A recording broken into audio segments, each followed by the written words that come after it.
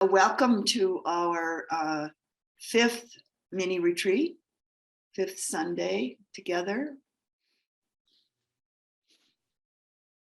It's great to see you all this morning and this afternoon. So settling into your seat, we'll begin with I'm upping at 5 minutes. I hope that's okay with you all. We'll be sitting for 45 minutes instead of 40 minutes. I think we actually bordered on 45 minutes last week as well.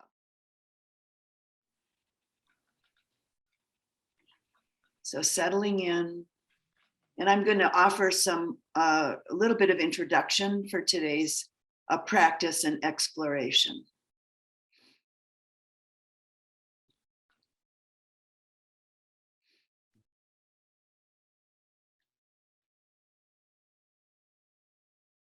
Okay, settled in. It looks like everybody's pretty settled in. So this fifth Sunday mini retreat, and today we'll be exploring the fourth factor of awakening, the fourth factor of enlightenment, joy. That made a few of you smile. How do you like that? It's already starting. Good. There's a huge misunderstanding by some people, probably none of you, of course, but that Buddhism is all about suffering. Well, there's a good deal of exploration of suffering, that's for sure. But joy is a big, important, and essential aspect of our practice. So today we're going to explore joy. The fourth enlightenment factor. So as we begin to see and to know how it is more clearly and more often through our mindfulness and investigation, our interest in seeing and knowing sustains and inspires the effort that's needed for our practice. And the energy begins to open up. The energy begins to open up, to increase, and to flow more freely. As this occurs, we begin to feel a kind of delight, gladness, joy. Sometimes it's called rapture. The PT word, P-I-T-E, excuse me, the Pali word is piti, P-I-T-I. And that's sometimes translated as rapture. This fourth factor of awakening, joy, delight, gladness, rapture, it's often called the happiness factor. But note this is important. It's not a feeling as in pleasant, unpleasant, or neutral. This is a spiritual joy, and it's a mental formation. It's a state of mind. It's a mental response with a number of different components. One aspect of this factor of awakening, this factor of joy, that can closely follow and is related to effort and related to energy, is an enthusiasm, a zest, this mental state of joyful interest and delight. And this can highlight the effort put forth in our practice when that effort issues forth from this state of enthusiasm and zest, joyful interest and delight.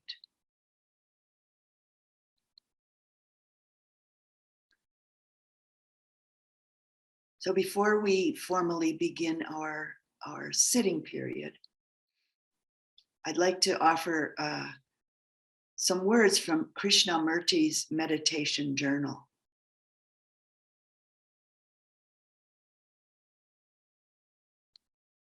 And these are his words. It's curious how all important meditation becomes. There's no end to it, nor is there a beginning to it. It's like a raindrop. In that drop are all the streams, the great rivers, the seas, and the waterfalls. That drop nourishes the earth, humans, and all creatures. Without it, the earth would be a desert. Without meditation, the heart becomes a desert, a wasteland. It's curious how all important meditation becomes.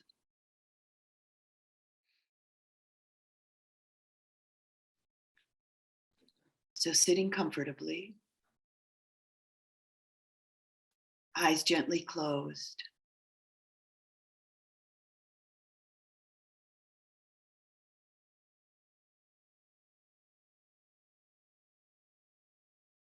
And taking a sweep, mindful sweep through the body, from head to toe, toe to head, allowing the body to relax, soften, open.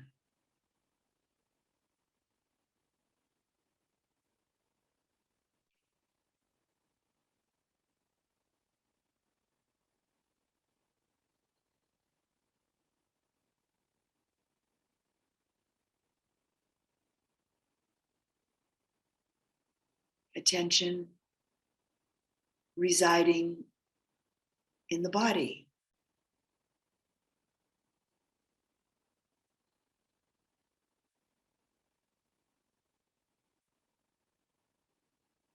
And bringing a mindful presence to the posture. Very simple, no discussion about it. Just noticing posture, sitting, simple, direct experience. Noticing touch points.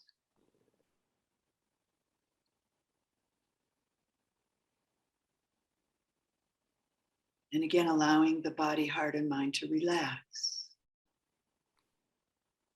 One mindful presence, connected, bright,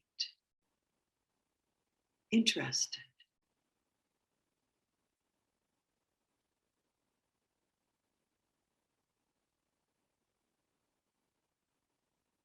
A gentle but clear energy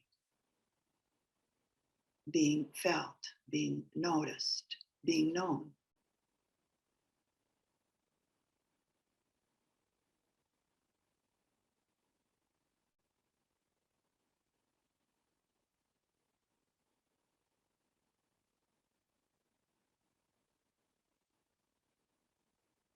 And when the breath noticeably appears in your field of mindful presence, turning the light of mindful awareness directly into the sensorial experience of the in-breath and the out-breath.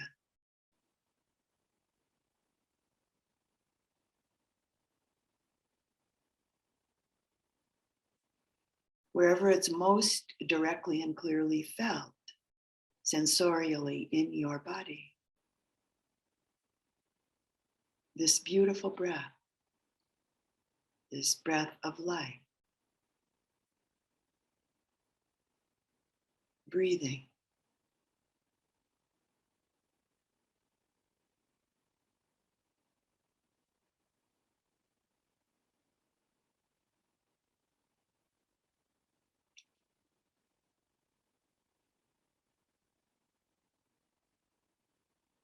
Receiving the sensations, however they are, of the in-breath and the out-breath. Interested, energy.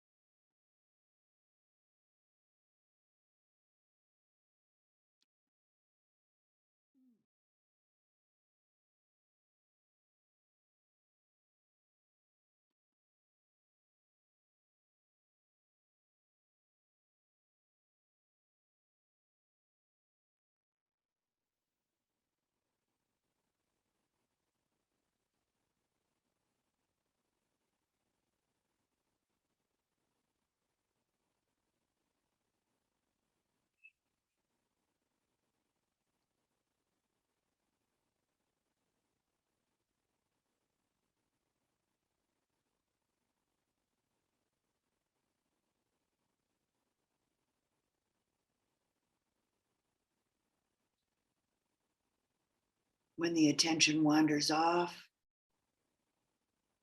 or spaces out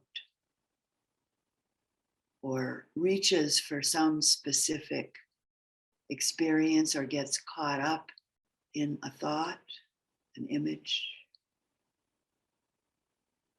just simply and gently notice without judgment or criticism. And then begin again.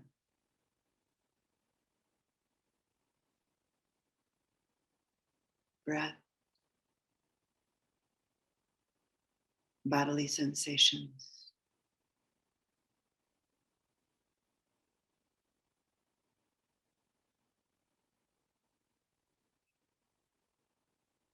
Awareness of pleasant or unpleasant, or maybe neutral.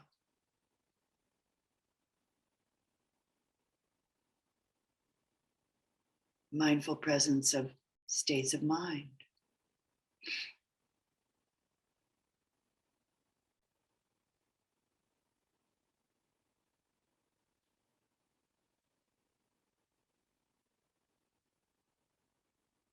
Interest, energy, bright, connected.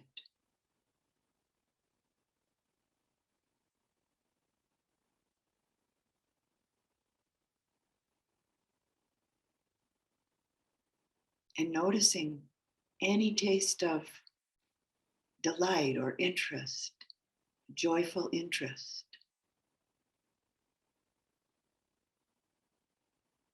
kind of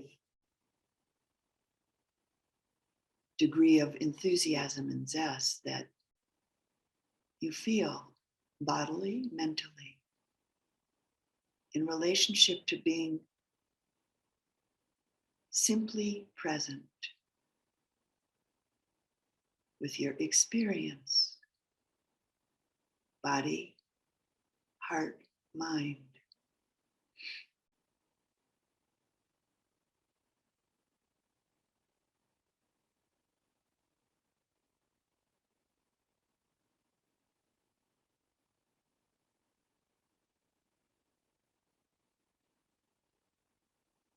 This great gift of our practice.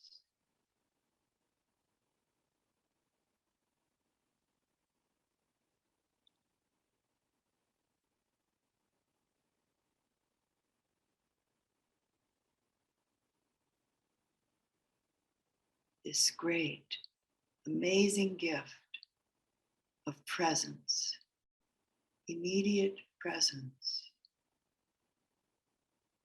within our own direct experience.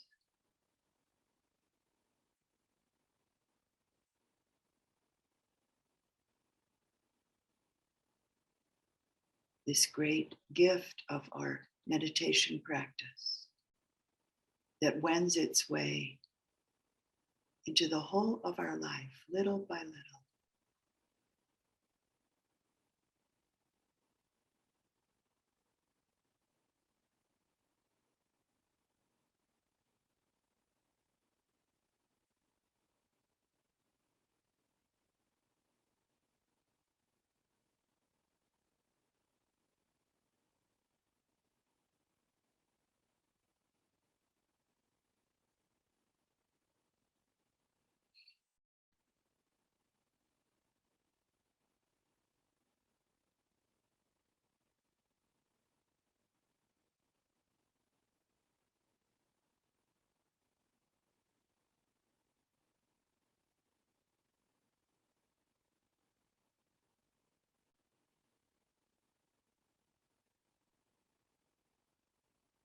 Opening the heart mind, receiving this gift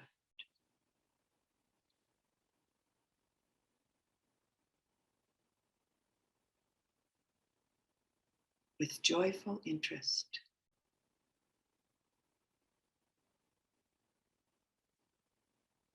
With an energy of an effort and energy put forth with joyful interest, kind of zestful presence. gentle yet zestful within our own body, heart, mind experience.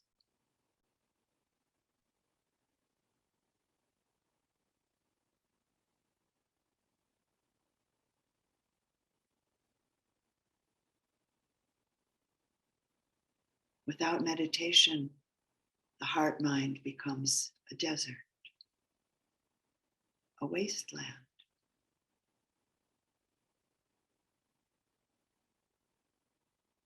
Here we are, right now, right here, within the rich depth of our practice.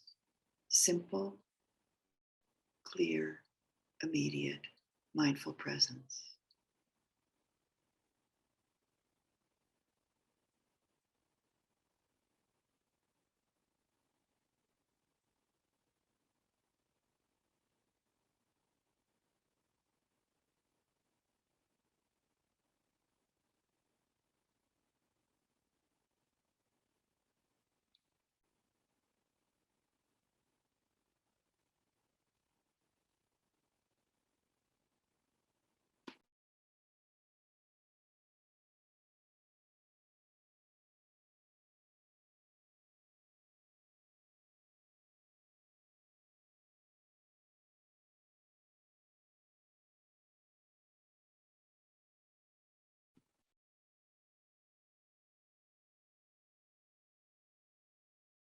Not trying to get to some particular experience,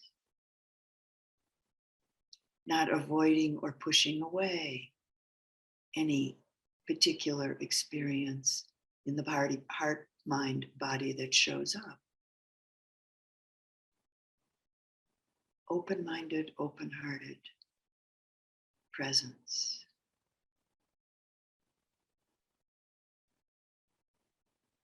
Joyful interest with each and every experience that comes through, that manifests for however long, in whatever way, and changes, fades, disappears.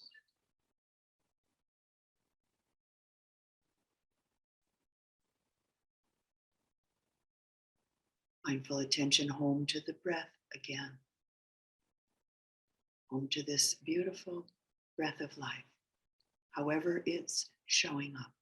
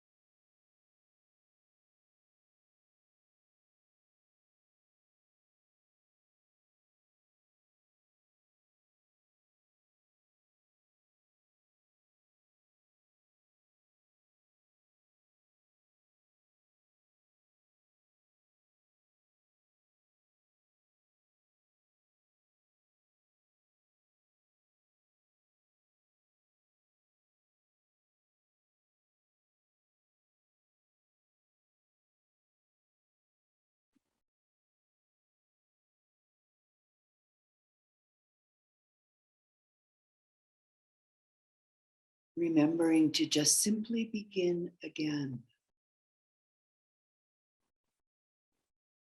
with an open heart, open mind.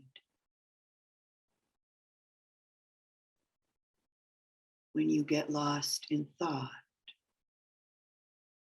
when the attention spaces out,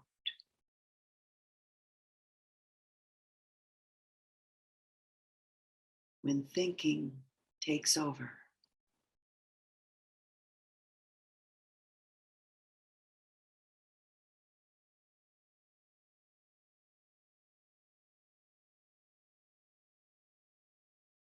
with intention, gently begin again. No criticism, no judgment. One breath, half a breath, an in breath, an out breath.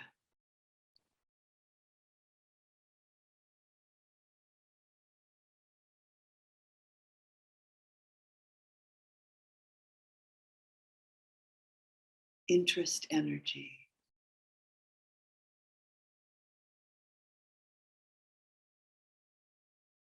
Clear effort.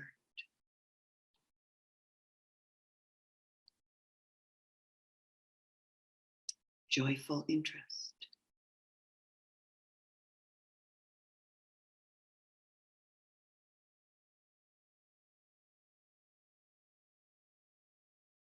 This gift of our practice.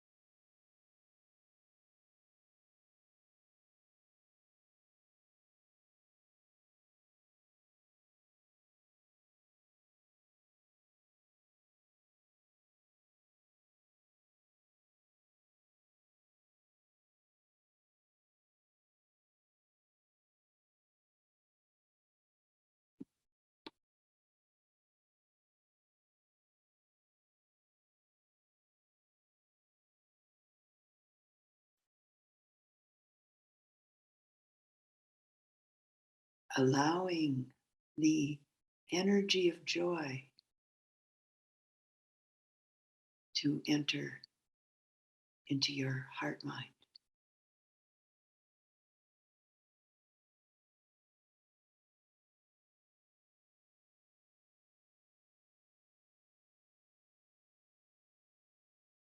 Letting go, relinquishing the resistance.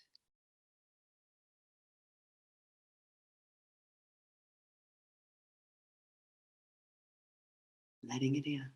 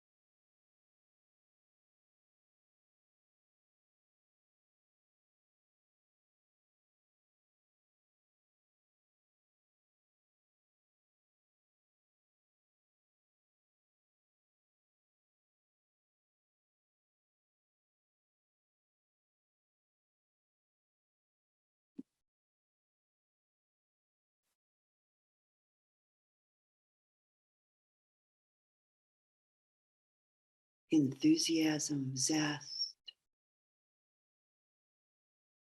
joyful interest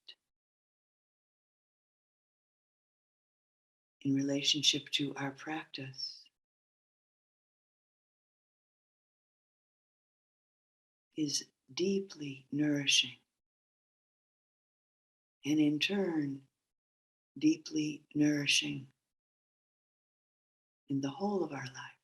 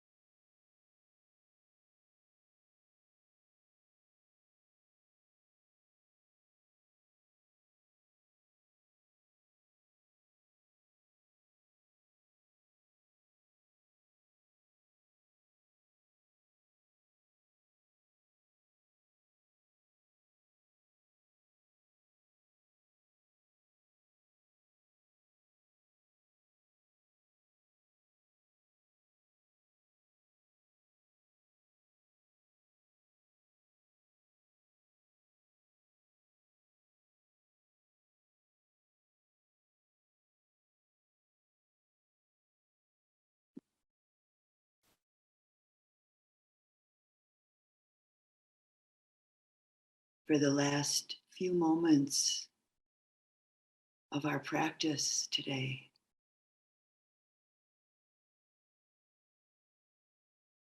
Gently bringing the attention back to the breath, connecting with the sensations of an in-breath and connecting with the sensations of an out-breath. However they're breathing themselves, and bringing this interest energy, mindful,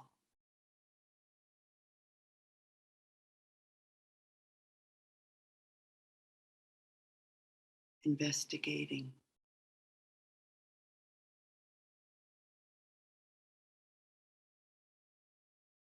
with a gentle zest and enthusiasm, a joyful interest.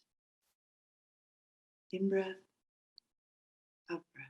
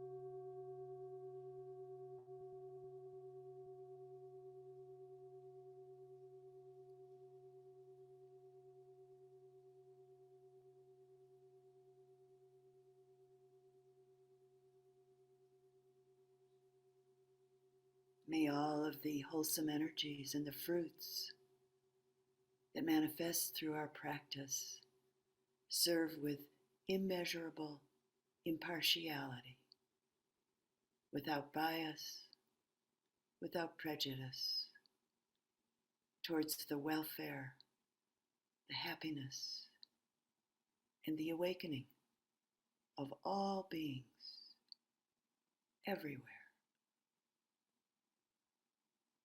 which of course includes ourselves.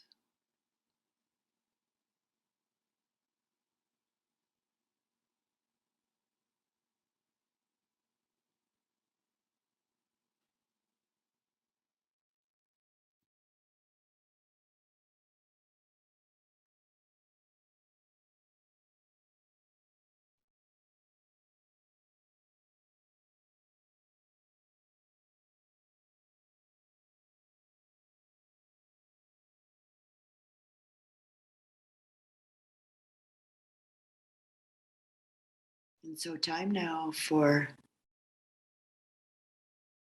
moving your body, walking meditation or stretching meditation. Even if you're going to stay sitting in your seat. 10 minutes of mindful presence moving the body.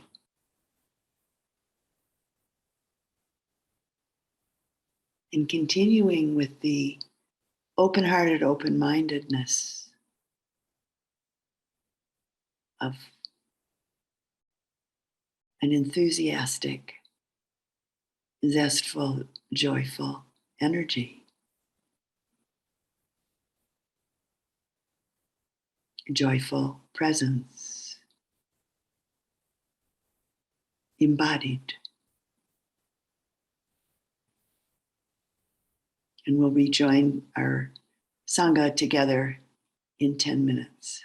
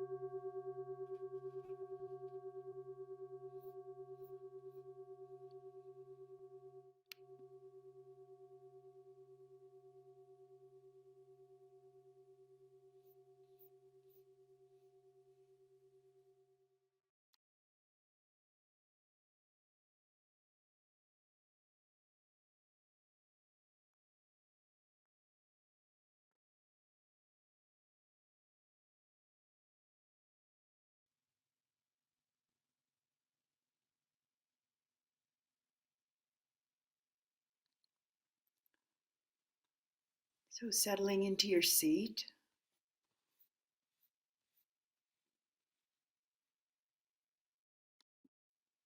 opening the ear doors,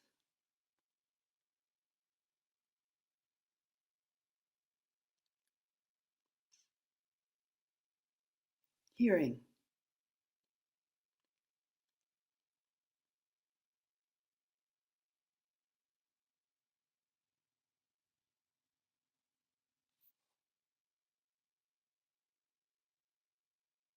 So I'll offer some Dhamma reflection regarding this fourth enlightenment factor, joy.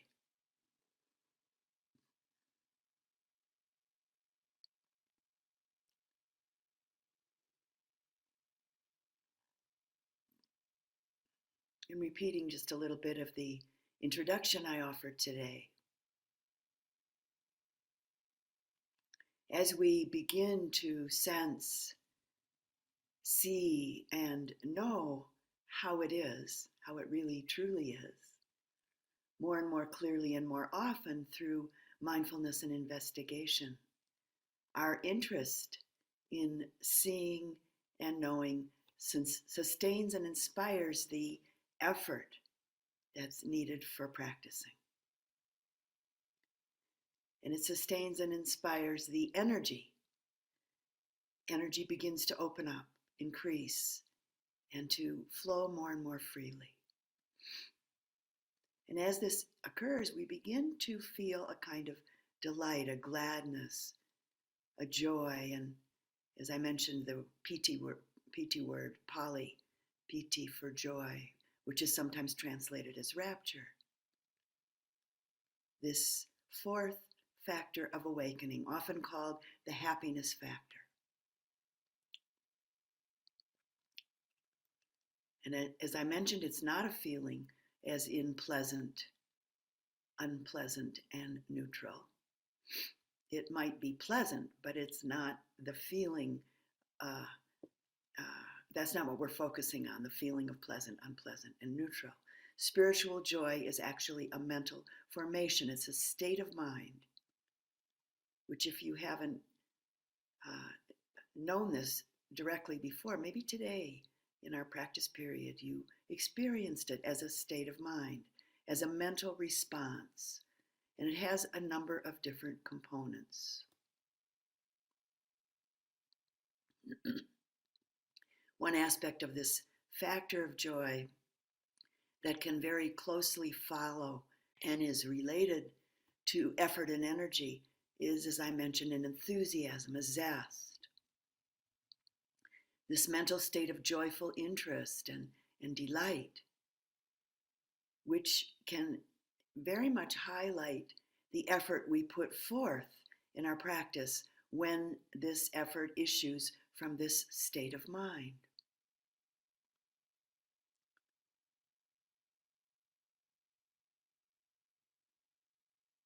Joy is bright, it's buoyant.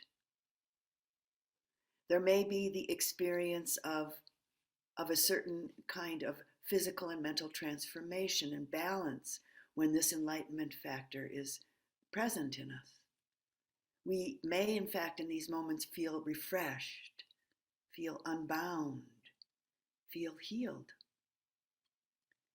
I sometimes think of it and experience this as a lightness of being.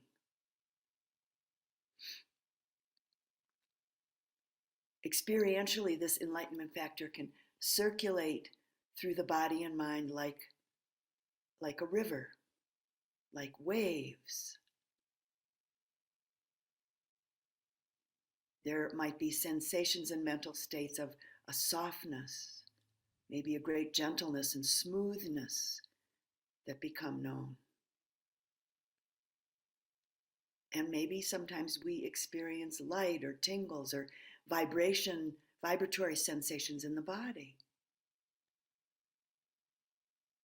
There might be experiences of a kind of rippling coolness, or just simply a very comfortable coolness around the eyes or in the body.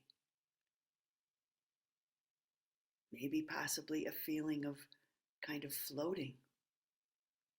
Some people have even described an experience of seeming as though flying.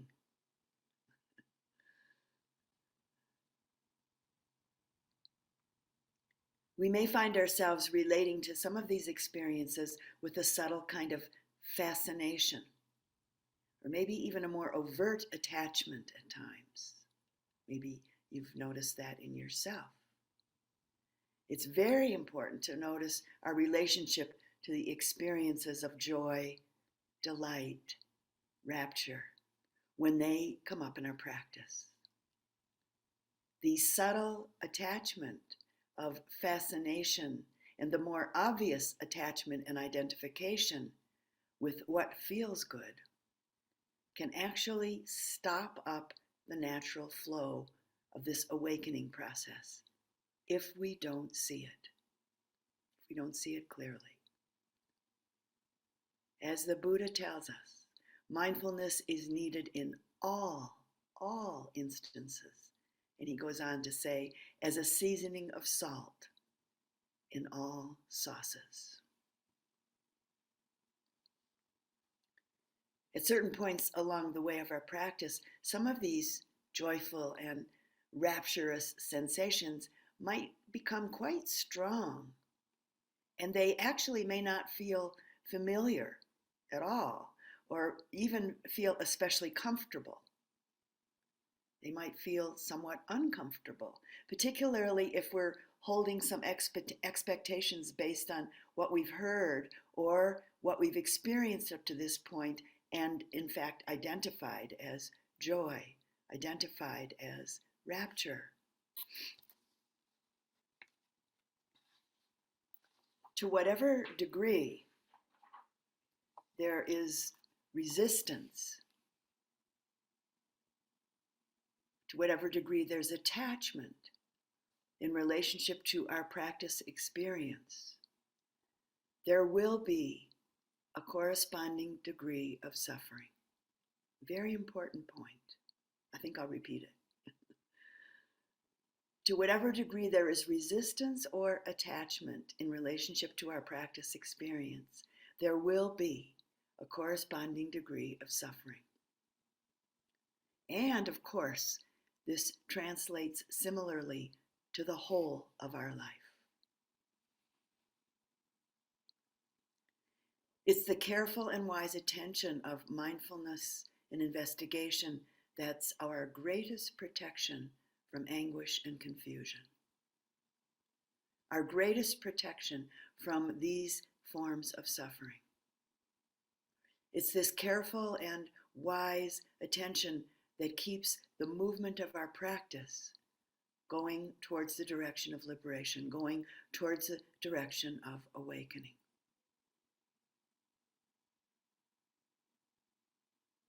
One of the delightful and easeful manifestations of joy in our practice is that we may simply feel fantastically comfortable and have no desire to get up from our cushion or our chair.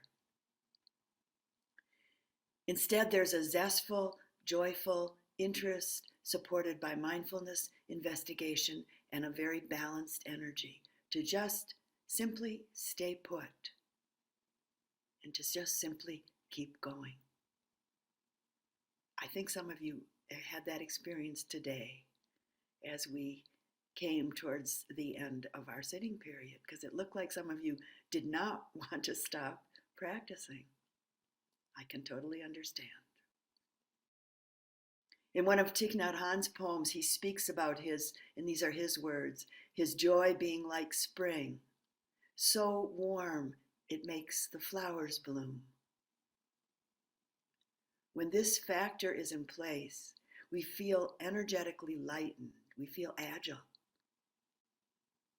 We feel well in the midst of whatever phenomena is presenting itself.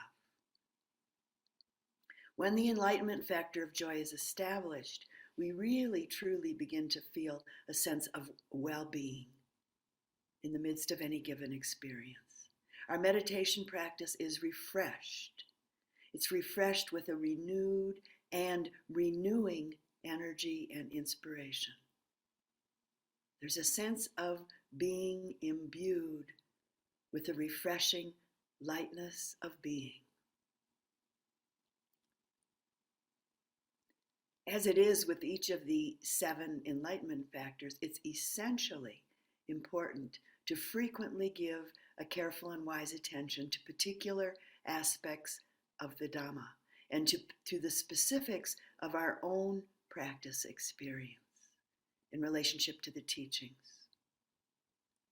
This is what nourishes the arising, development, fulfillment, and the perfection of the enlightenment factor of joy. And there's a close relationship between confidence and joy. With the momentary or more sustained insight into and the letting go of the abandonment of greed for something, attachment, clinging to something, with a momentary or more sustained insight into and letting go of the abandonment of identification with each of these experiences that arise and pass in the breadth of our experience. When we have insight into ill will, insight into what causes harm, and let go, abandon this momentarily or for a more sustained length of time. When we experience insight into negligence, into lack of attention, or the forgetfulness that's inherent in delusion, and momentarily, or for maybe a more sustained length of time, let go, abandon this. When we experientially see and have insight into our experiences of greed, our experiences of identification, ill will, and delusion, and let go, abandon each of these unwholesome states of mind momentarily or for a more sustained length of time, a great depth of confidence ensues, a great depth of confidence in the Buddha as the amazingly wise, awakened teacher. And a great depth of confidence arises in the Dhamma, the teachings of the Buddha, and their incredible effectiveness. And a great depth of confidence is born in relationship to the precious importance of the Sangha, in relationship to the Sangha, the community of practitioners as it's manifested and spread throughout the centuries and throughout the whole world. Confidence in relationship to those who have and are now practicing diligently, deeply, truly, right up to the present moment.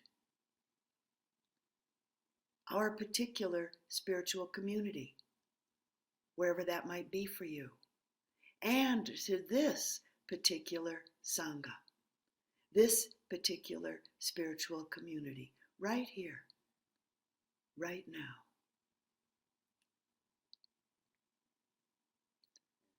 When this has occurred for me, I've also felt a renewed inspiration in relationship to the invitation to take up the teachings,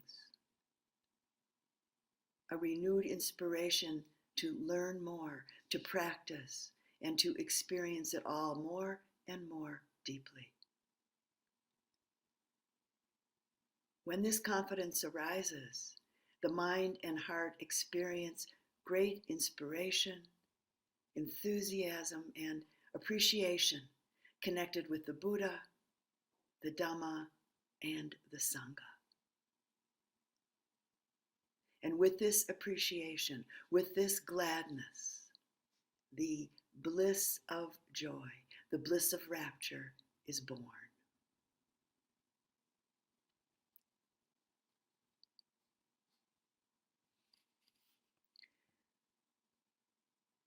Joy arises with a reflection on the benefits and the beauty of sila, of ethical, moral purity. And it's not a puritanical attitude, rigidly based in fear and judgment. It's not that at all.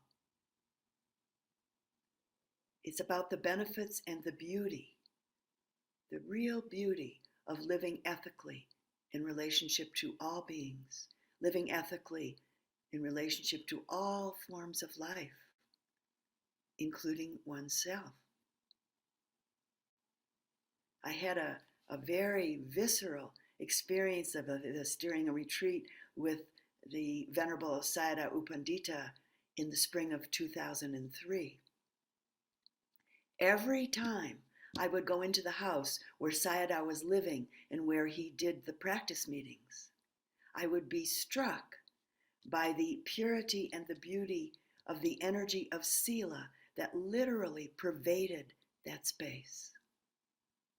And every time this happened, my heart felt like it filled up.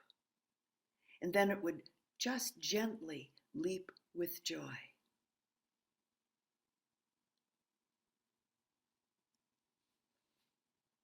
When the states of mind that corrupt the purity of the heart, the purity of the mind, when the various permutations of greed, aversion, and delusion have been at least in part given up, let go, abandoned, maybe just momentarily, or maybe for a longer period of time, or some of them maybe even permanently abandoned,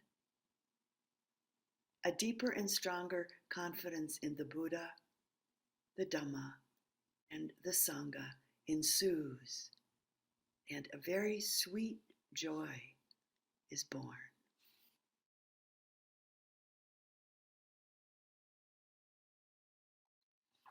When we directly experience and know our self as partially purified of unwholesome states of mind and heart, when we directly know our self as liberated from them,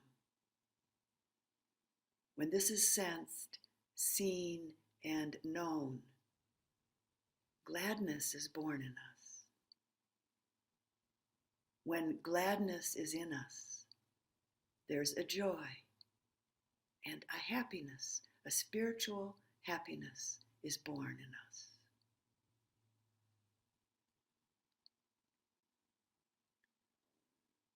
The Buddha tells us that reflecting on the benefits of generosity in all of its facets, meaning within the giving and within the receiving, that this nurtures joy, delight, and happiness. I had a surprising and really wonderful experience of this at a particular board meeting of the Mountain Hermitage a number of years ago. Over a few years' time, we spent an enormous amount of our board meeting energy and time trying to figure out strategies for getting funding for our retreat center, which had been somewhat, though certainly not terrifically, successful. And at this particular meeting, someone on the board proposed that a very radical scholarship offer be made available to whoever might need it at our first scheduled retreat offering that was scheduled for that particular year. So after a relatively short discussion, every board member said yes. They said yes to making this scholarship offer.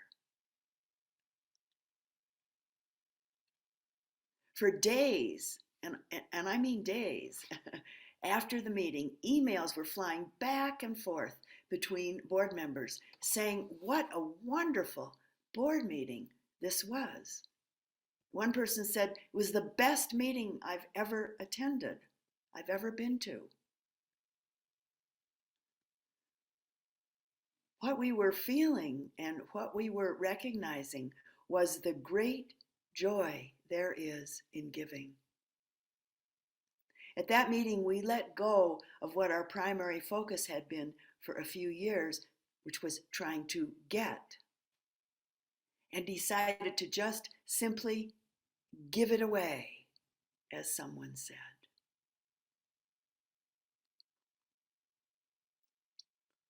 The best board meeting I've ever attended, said one of our board members.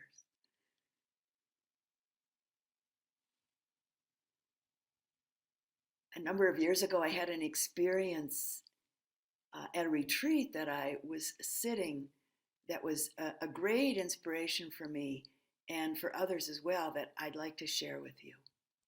For the last evening's Dhamma talk of this particular retreat, we had a special guest teacher. He was one of the teachers of the Tibetan Rinpoche who was teaching this retreat. Our guest was Adi Rinpoche, a man in his 70s or early 80s. And this was his very first trip to the United States.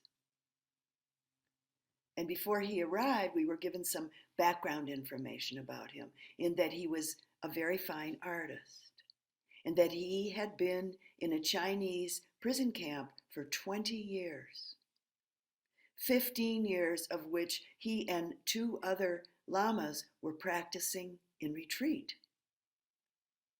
This 15-year prison retreat came about because of the kindness of one of the Chinese doctors at the prison who had created the conditions to make this retreat possible for these 3 men. We were told that Adi Rinpoche was one of the few remaining antique lamas left. And so our honored guest came into the meditation hall with his somewhat stiff and bent body, and he was given help in climbing up to his seat. And then he proceeded to give a very long, clear, and very traditional step-by-step Dhamma talk from the Tibetan perspective. It was not a particularly scintillating talk, and there was not even a thread of humor in it. But in its own way, I have to say, it was interesting enough. There was, though, a particularly scintillating aspect of that evening, and it was Adi Rinpoche himself. Because as he spoke, there was an energy, a lightness, a suppleness, and an incredible delight in his demeanor that came through. At times, it actually seemed as though he was almost bouncing lightly in his seat as he was speaking. Maybe the closest thing to levitation that I've ever seen.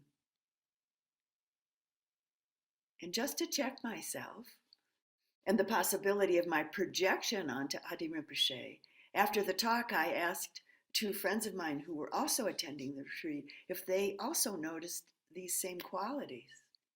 And they confirmed that they definitely had noticed these same qualities. After the retreat finished, there was a fundraising auction where calligraphy and paintings done by Adi Rinpoche were auctioned off. The woman who had requested him to do a few paintings and some calligraphy for the auction told us that she had stayed with him as he worked. And she said that the whole while he was painting, he was visibly filled with a gently bubbling energy, laughing lightly all the time he was working.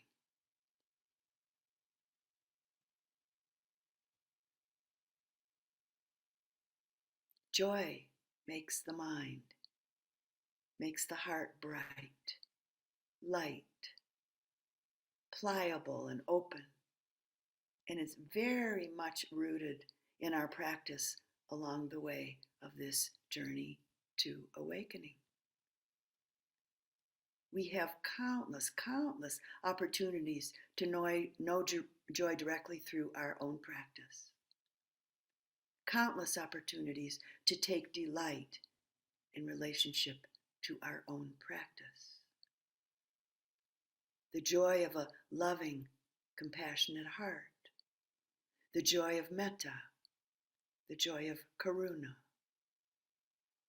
The joy of living with a growing and deepening ethical relationship to others. The joy of living with an ethical relationship in relationship to life in general, and in relationship to our own body, heart, and mind. The joy of living harmlessly. The joy of non-guilt, non-worry. The joy of non-deceit. The joy of a collected, focused mind. The joy of calm and tranquility. The joy of non-distraction, non-dispersion. Delight and joy in non-proliferation of thought.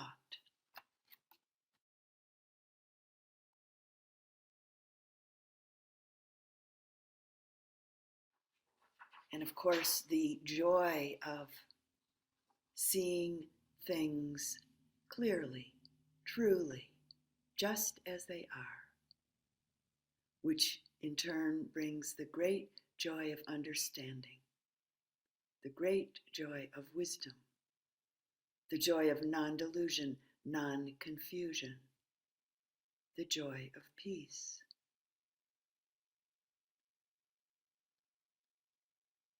The small smile on the face of most Buddha rupas, on the face of most Buddha statues, can be a pointer.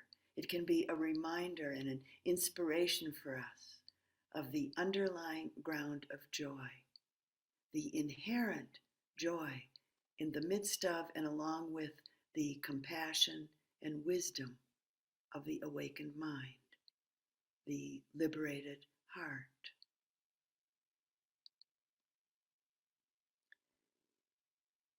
As a factor of enlightenment, we learn to see and know when joy is present in us.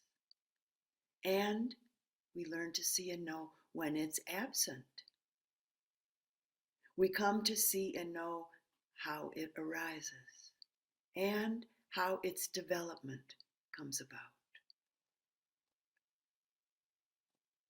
In the overall light of practice, the 7 factors of enlightenment are developed and established as the antithesis of all forms of ill will,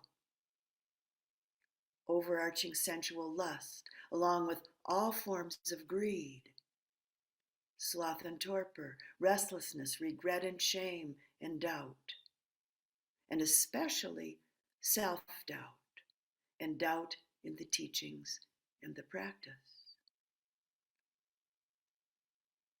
Each and all of these states of mind and body being the primary obstacles for each of us towards progress in developing a connected and clear focus of attention and a deep understanding, developing deep insight. When we buy, when we blindly take up and identify with these so-called hindrances, what happens? Well, what happens is they become hindrances. And then they weaken or can actually erase understanding and block or close the heart, block or close the mind. We can lose the Dhamma. We can actually lose it. The Buddha compared the hindrances to corruptions of gold, to the trees in the forest that are filled with parasites, to impurities in water which obscure the reflection of one's face. It's as though they make us blind. And we have very expressive phrases in English that can point us to this, such as poisoned by anger, blinded by desire, lost in grief. On the other hand, the 7 factors of awakening, each in their own way, and as they work together in more and more harmony, are our greatest assets. We're learning to play the music that leads us along towards understanding, that leads us along towards liberation. The music of our practice that leads us along towards awakening.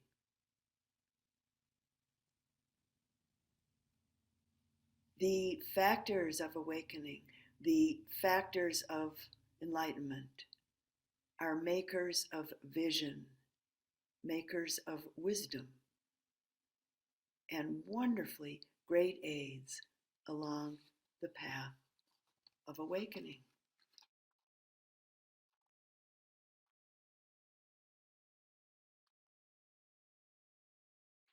As nutriment for the arising, the development, fulfillment, and perfection of joy, the Buddha encourages us to reflect on peace, to spend time cultivating relationships with gentle and refined people, and to avoid spending a lot of time with rude, rough people.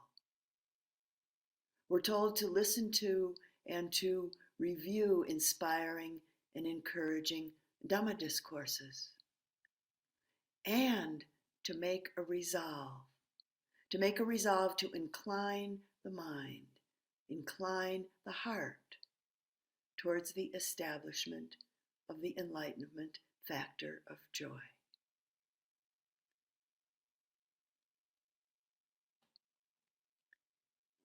As I've mentioned previously, the 7 factors of awakening are grouped into 2 types.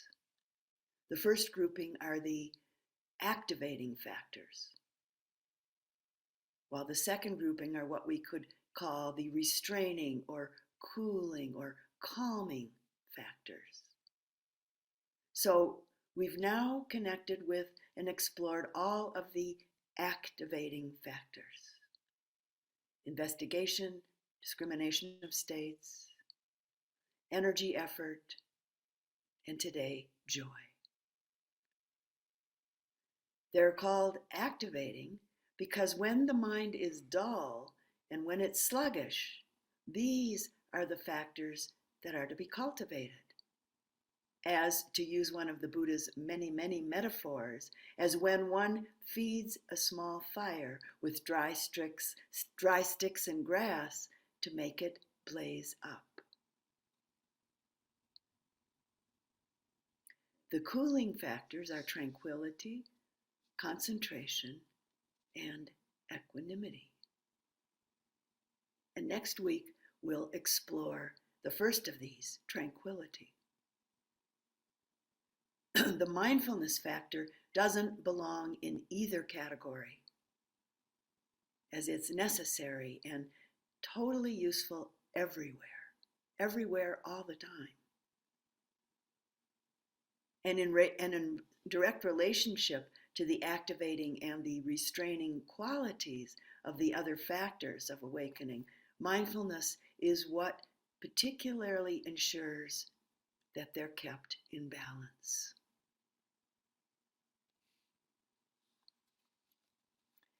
So I'd like to close our Dhamma reflection today with some words from the Buddha, from the Dhammapada, specifically regarding joy, happiness, this section from the Dhammapada.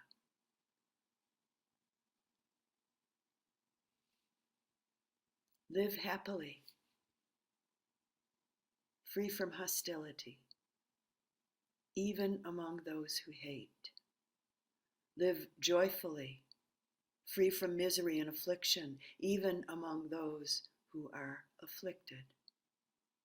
Live happily, free from the trouble of busyness, even among those who are busy. Live joyfully, like those who have nothing, feeding. Live joyfully like those who have nothing, feeding on rapture, like the shining ones. Winning gives birth to hostility. Losing, one lies down in pain. The calmed lie down in peace, having set winning and losing aside. There's no fire like lust, no evil like hatred, no pain like disharmony, no happiness like the happiness of peace. Greed, the primary sickness. Delusion, the primary pain. Knowing this truth just as it is, freedom, the primary joy. Health, great good fortune. Contentment, great wealth. Trust, great kinship. Freedom, the greatest happiness. Look within. Taste the nourishment of seclusion, of stillness and calm, freed from fear and attachment, refreshed with the sweet joy of the way.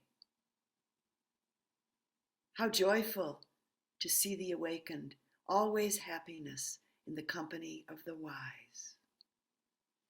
Endless grief for those who commune with a fool, as traveling in company with an enemy. Joyful is communion with the awakened, as with a gathering of kin. Follow the awakened, the shining ones, the discerning, the learned, dutiful, loving, and wise.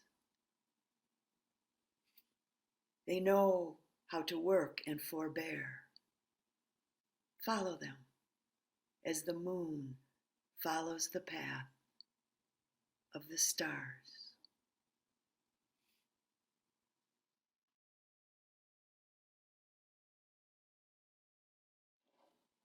And let's sit quietly just for a couple of moments.